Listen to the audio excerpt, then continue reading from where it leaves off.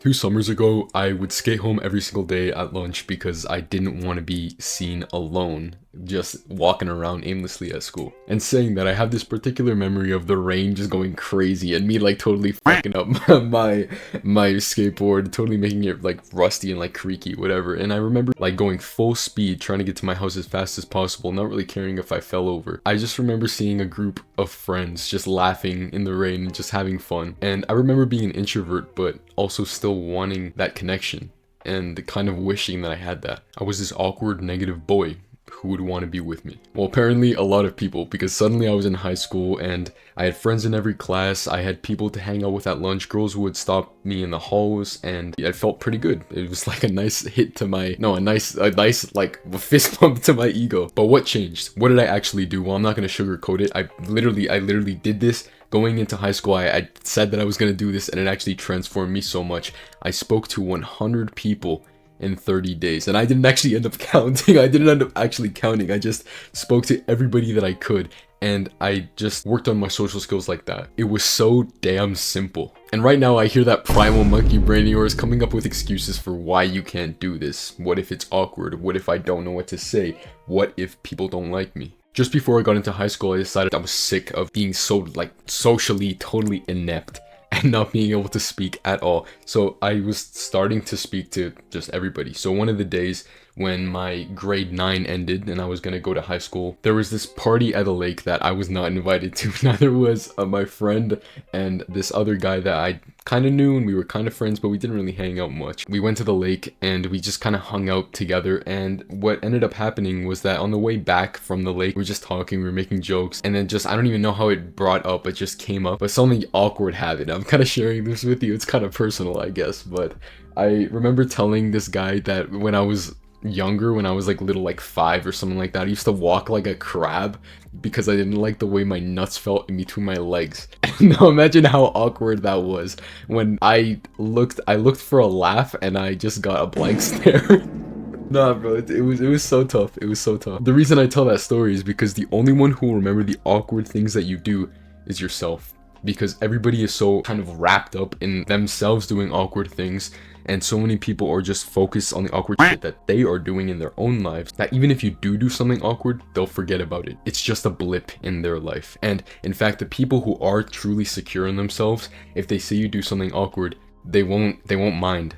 They'll just see it's like, oh yeah, whatever, it's just part of the process. Oh yeah, whatever, it's just one of those days for them. They just accidentally made a mistake. The people who are actually secure in themselves won't care. Internalize that no matter what happens to you, you will be okay. I do things all the time now that if other people did them, it would be considered awkward. But the fact I do these things, sometimes I slur my words when I'm speaking in the middle of a YouTube video. But the thing is, I get the views and I get the good relationships in my life, because even if I do something awkward, it doesn't really seem that awkward because of the way I handle it. I'm so secure in myself that there's no problem with me slipping up a sentence, or like not even being able to speak, or having to repeat the same sentence 3 times. For a while, I'd sit there or stand there right in front of someone and I'd be thinking about how awkward this situation was, and me trying to think about what I could say to this person to kind of break this awkward silence. But I learned something that will kind of fast track this thing when you're speaking to these 100 people in this 30 days, and it'll make this kind of awkward silence and actually holding a conversation much easier. 3 things. Number 1, the tennis strat. Now, tennis strat, the way a conversation works is it's kind of back and forth.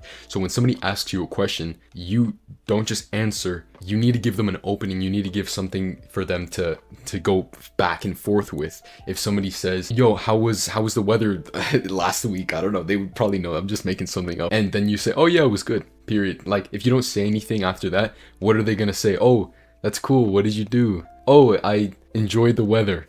You can't really build off of that. But the thing is, if let's say somebody asks you, oh, how was the weather like the other day? How did you do? Like, what did you do to enjoy it? You can say something like, I don't know, I went outside and I met some new person, or I went outside and I decided that I would go outside because, you know, sometimes I don't usually go outside, and I decided that I would go do this hobby that I'm doing. Now suddenly you're talking about hobbies, and it's kind of this back and forth that you do, and it's not something that's forced. It's something that just happens naturally when you end up going on tangents. Conversation, a good conversation, an interesting conversation thrives off of creating tangents for the other person to interrupt and be like basically just continue the conversation with. Number 2, the way you actually continue a conversation is you ask questions and you do it with genuine interest, because when you ask a question about someone, the truth is people are just dying to talk about themselves or dying to talk about these interests that nobody ever lets them talk about. It's kind of tough, because imagine if there's something that you're spending all your time on and you're like really like passionate about something, but you never get to talk about it because nobody asks. You can give that gift to another person by simply asking them questions and being curious about them. If you do this and you make the other person feel important, you will have the world with you. Number 3, this awkward silence, it's not really awkward at all. I realize that, you know, when I'm with my family or with the people I love, I don't even notice it, this awkward silence, because what really makes it awkward? It's you kind of not acknowledging the other person as somebody who is a part of your tribe, a part of your friend group or whatever like that. They seem like they're different than you. You can be really good friends with someone and you don't need to actually talk to kind of have this mutual understanding. You can simulate that by simply thinking of it as a mutual connection, as in a mutual understanding. You don't need to speak for you guys to understand each other. Just thinking about that allows you to be connected with somebody without even necessarily being able to speak, and then you don't really have the need to break that silence. And the last thing that's holding you back, which actually held me back for a long time, is me actually identifying as an introverted guy who was awkward and who didn't know how to hold conversations and who just couldn't be social. Being an introvert does not mean that you have zero social skills and that you hate being around people. It means that you recharge by being alone. And you prefer your alone time for some reason. That could be because you're more productive when you're alone, or maybe it's because you don't have to pretend like you're someone else when you're alone. I realized I only got socially drained when I held back a certain portion or part of me, of who I really was when I was around other people. I don't get drained when I'm with my girl, when I'm with my family, or when I'm with my friends, and it's because I don't hold anything back. I'm simply just myself entirely. Hard to not be yourself when you're around other people, so that's why it drains you so much. Speaking to just like a bunch of people, speaking to everybody, even though like I'm not the kind of guy who speaks to everybody, because I'm more of a quiet guy, because I still am an introvert even though now I have good social skills. It really developed my confidence when it came to speaking to people, because you can only prove to yourself that no matter what happens to you, you will be okay when you've done anything that you can do, when you've done everything that can happen to you. When people say just be yourself, they make it so complicated, because like really, what is yourself, right? What really helped me was just thinking, just be. Literally just be. You don't need to prove a personality to somebody else. You can just be simply yourself and just be open to the change of you just being, because you're not going to be the same person you were 3 months ago, because then you haven't grown. You want to be changing constantly. Smile when you want to smile, laugh when you want to laugh. Like, don't talk to somebody if you don't want to talk to somebody. Talk to people who you want to talk to. Make people feel good without expecting anything in return. Simply just be selfless. Even if you're not feeling good one day, just be good. Spread positivity. Make someone else feel good, because that selflessness is seen. And that's attractive, because you want to be around people who are on your side. Now, I don't talk to everybody as much as I did before, because I am already confident in myself, and I know that the people who are compatible with me will actually come to me, because they did. And it's because I did these things in this video. So let's recap. What do you need to actually get out of this video? Speak to 100 people in 30 days and see what happens. Internalize that no matter what happens to you, you will be okay. You could be an introvert and still have spectacular social skills, so don't let that limit you. Ask questions and give openings. The awkward silences don't need to be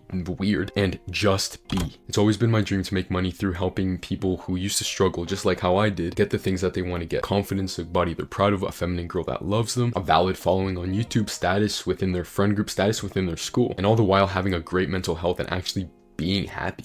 Now, I understand that to make money, you must provide immense value. I've got this paid community in the description, and I'm not asking you to join it. I'm just saying, if you got any value out of this video, could you please do me a favor and comment down below what you would absolutely love to see in a paid community of self-improvement. Like I said, you don't have to join right now. It's a pretty good price right now though, so if you are thinking of joining, possibly sometime, if you've seen my videos for a long time, this will be super valuable for you.